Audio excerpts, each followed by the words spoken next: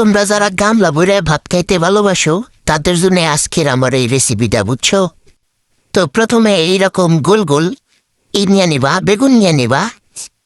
যে বেগুনগুলারে গোল গোল করে কেটে নিবা। এই যে দেখছো বেগুনগুলা কাটতে চায় না, কুচু কুচু কুচু কুচু করে কেটে সবগুলা বেগুন এইভাবে গোল গোল করে কাটা নিব।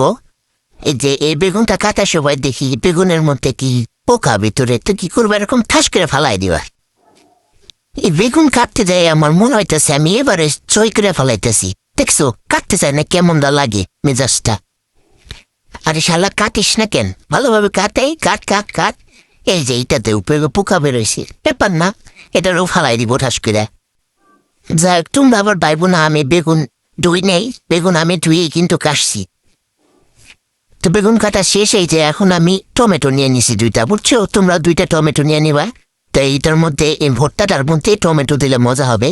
তো এখন বেগুনটা আমি মাখাই নেবো। এই যে দেখছো আমি লবণ দিয়ে দিলাম, হলুদ দিয়ে দিলাম, তো মরিচ দিয়ে দিব। সবগুলো দেওয়ার পরে চিকি চিকি চিকি চিকি করে আমার ভালো করে মাখায় নিতে হবে। মাখায় না নিলে ভিতরে কোনো মশলা ঢুকবে না আর কি। এর জন্য সুন্দর করে মাখায় নেওয়ার চেষ্টা করবে। যাই তো তেল দিয়ে দিলাম। এখানে সরিষার তেল দিলে ভালো হইতো, আমার সরিষার তেল একটু কম আসিল তো ঘরেই, এই জন্য আমি সোয়াবিনই দিয়ে দিছি। সমস্যা নাই, এটা দিয়ে কাম চালাই দিও। আর ভাজা তেল বোঝাও যাইব না সোয়াবিন নাকি সরিষার তেল, এমনি মজা হইব দেখুনে। একটা বুদ্ধা খাইবা। বুঝছো কি হয়েছে? এই যে টেবিলের মধ্যে যে রান্না করতেছি দেখতেছো না, আমাদের বাসায় ফল রুখতে আসে গ্যাস, এর জন্য আমি এই মাল্টি কুকারে রান্না করি। ওই গ্যাসে আমি কেয়ার করি না আর কি। কথা কইতে কইতে এই তো আমার এক পাশে ভাজা হয়ে গেছে বেগুনগুলা দেখছো কি লোভনীয় হয়েছে। আবার টমেটো আমি দিয়ে দিছি, আমি একটু ফাস্ট করে দিছি, তাইলে তো আবার 10 মিনিট তোমরা কেমন বকর বকর শুনতা। তাই এই ভর্তাটা আরো বেশি মজা করার জন্য কি দিবা জানো? এই যে এইরকম রসুন বুটটা মরা 2টা রসুন দিয়ে দিবা। রসুনগুলার এইরকম বাজ্যা বেজা লাল করবা। তারপরে এই যে দেখছো টমেটোগুলার আমি বেজা নিতেছি, কি সুন্দর কালার টমেটোর। তো এগুলো বাজার মাঝে মাঝে একটু একটু করে ডাকিয়া দিবা, না হইলে সিদ্ধ হইব না। তাইলে তো আবার তোমরা করতে পারবা না, ম্যাশ করতে পারবা না। তো আর লাগবে কি পেঁয়াজ দিয়ে দিলাম, পেঁয়াজটাও বাইজা নিতেছি। তারপরে যে কতগুলা দেখছো শুকনা মরিচ দিয়ে দিছি আমি, শুকনা মরিচগুলাও লাল লাল করেও বাইজা নিব।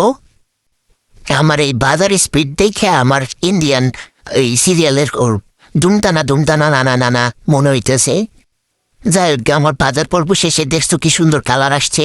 এখন হচ্ছে আমার ভর্তা বানানোর পালা। এই যে ধইনা পাতা কুচি কুচি কুচি কুচি কুচি কেটে নিচ্ছি। ভর্তা এই ধইনা পাতাটা দিলে ওরে স্বাদ হইব। এই যে তারপরে এখন হচ্ছে আমার ভর্তা বানানোর পালা। সবকিছু দেখছো আমি কিরকম করে হাত দিয়ে ডুল্লা নিতেছি। তোমরাও হাত দিয়ে ডুল্লা নেওয়ার চেষ্টা করবা, তাহলে এই যে শুকনা মরিচগুলা একটু সুন্দর করে আর কি গুঁড়া গুঁড়া হয়ে যাবে। আর এই ফাল্টা ফাল্টা বেগুনের জামা কাপড় খুলে নিয়ে ভর্তা বানাইতে চাইতেছি। আমার বোন বারবার বলছে এত প্যারা নেওয়ার দরকার নাই, ভর্তা তেমনি সিদ্ধ করে নিলেই হয়ে যায়। তো আমি এসব কিছু শুনি নাই।